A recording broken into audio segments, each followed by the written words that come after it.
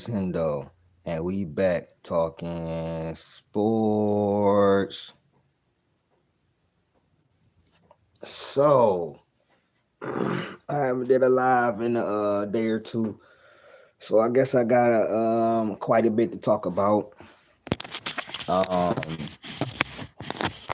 First off, uh, I watched a little bit of the summer league, um, but other than BJ Edgecombe really tearing it up, it really wasn't much to take from it. The Pistons haven't played a game yet, but the Warriors have, and there's been a couple of guys I've been kind of looking at. Um, I like the way that Evan Mobley's brother played. Definitely did like that. I like the way that Evan Mobley's brother Isaiah Mobley played. He is probably just what we need. You know what I'm saying? Rebounding, big man inside presence. You know what I'm saying? Uh, at the same time, Will Richard, he looked pretty good. Um, but a guy that stood out that I think could replace Pods is Taron Armstrong. He's a 6'6" guard who is really pass first, but he's 6'6". He's, you know what I'm saying, can defend from what I've seen. He can kind of create his own shot, but he's a pass first. He's bigger. You know what I'm saying? He's the quintessential, you know what I'm saying, this era type of point guard. You know what I'm saying? And the Warriors just need to do something. Simple. The Warriors just need to do something. They're the only team that has not been, you know what I'm saying, that has not made a move. DeAnthony Melton, which is, I thought this was big news. DeAnthony Melton has been linked to the Warriors in free agency. I thought that was big news because he got injured, and we had to pivot and, you know what I'm saying, get Jimmy. But I think bringing him back and sending Pies to the bench will be the perfect idea. It would be the perfect move because Pies is not ready for the playoff physicality. I know he had that run and everything like that, but come on, y'all. There's no way a guy just ups and just that run was fluke. It's just simple as that. What's going on? The run was fluke. It was as simple as that. When we got to the playoffs, he had maybe one or two good games in the Houston series. The rest of the games, he was trash. He's undersized. Don't get me wrong. He's a Swiss Army knife. He can do a little bit of everything, but he does nothing elite. Nothing. He does nothing elite. And when we had DeAnthony Melton, we were rolling. You know what I'm saying? Straight rolling. I appreciate that. I appreciate that, Jace Wilson. I appreciate that. But Melton, we were rolling. You know what I'm saying? And then as soon as DeAnthony Melton went down, that's when it really was Steph and Steph versus the world. Nobody could create for themselves. Steph was setting everybody else up. Amon getting his own shot and coming off of screens.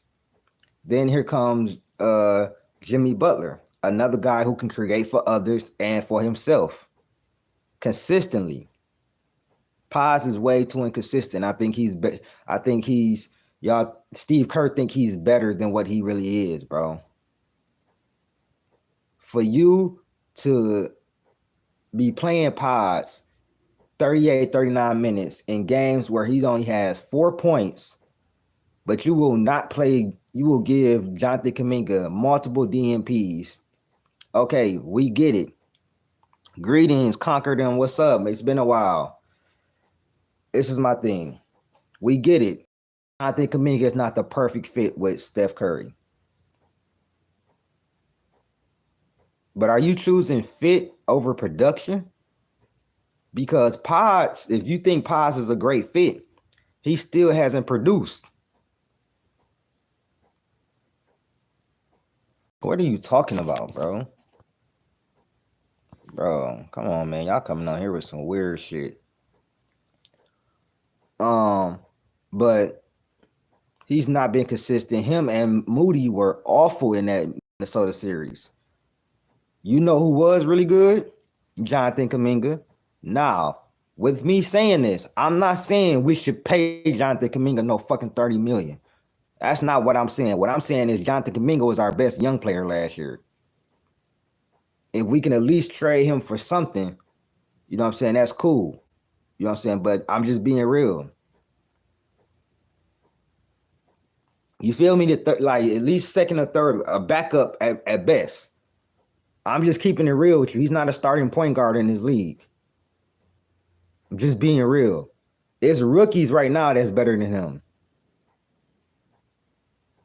But you have Steve Kerr out here acting like he crazy and just putting Jonathan Kuminga on the bench, just whatever. And Jimmy was hurt. I understand he couldn't get us a game or whatever like that, but I truly think that tailbone injury that he had, it carried on into the next series. But even with Jimmy like that, Pods, Moody, all the rest of y'all supposed to show up. This was y'all moment when Steph was out. Nah, but this time I can't be mad at them letting them go because we're not giving him 30 million, bro. 30 million a year. He has had some mental lapses. You know what I'm saying? He does not have the highest IQ. But at the same time, we have nobody after Steph. Like, we have no franchise player after Steph.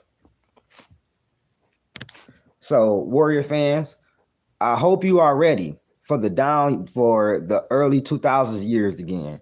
The down years. Because after Steph retires, what do we have? Jimmy, Steph, and Draymond, all of them probably going to retire together. All of them probably going to be gone, right? One after another, bro. One after another. So, I really hope y'all ready for that. The Warriors need to make a move. I'm here. I keep hearing the Al Horford. That's done unless he retired.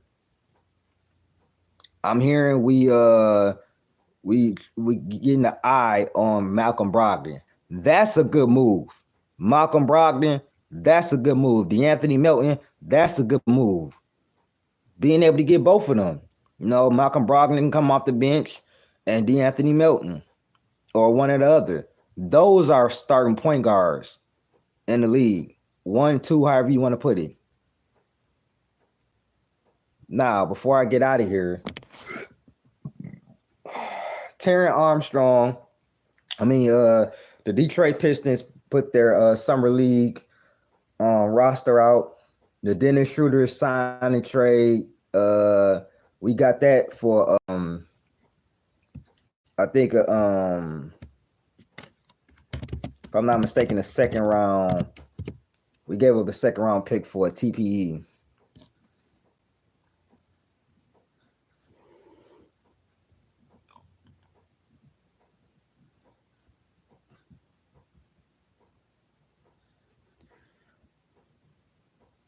This is my thing, bro.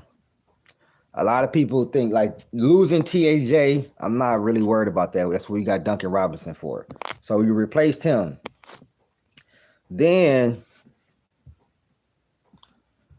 we lose or whatever like that. We get Karis LeVert. Like I said, Malik Beasley, we lose him. Karis LeVert comes there.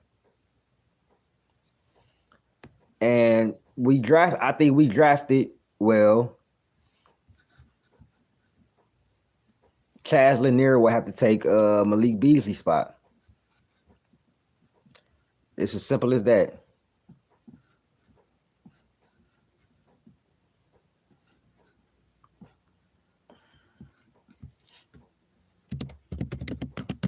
Simple as that.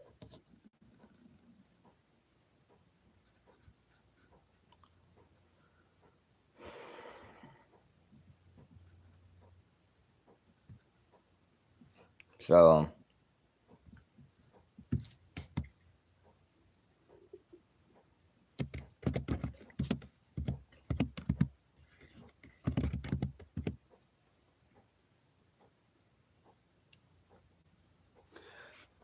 that yeah, I think that was Cool Cahill that said he should start. My projected starting five is Cade at the one, Ivy two, probably. If I'm being real, yeah, Duncan Rob. I can't do that. I can't do that. Duncan Robinson is such a liability. But Cade at the one, Ivy at the two. I still would have started Sar at the three, Tobias at the four, and JD at the five. Or you could put Duncan Robinson there, but be ready for he's not even the defender that Tim Hardaway is. So be ready for us to hide him on defense. So my phone about to die. Like, share, subscribe, hit that join button. I'm gonna holler at y'all a little later, man. Peace.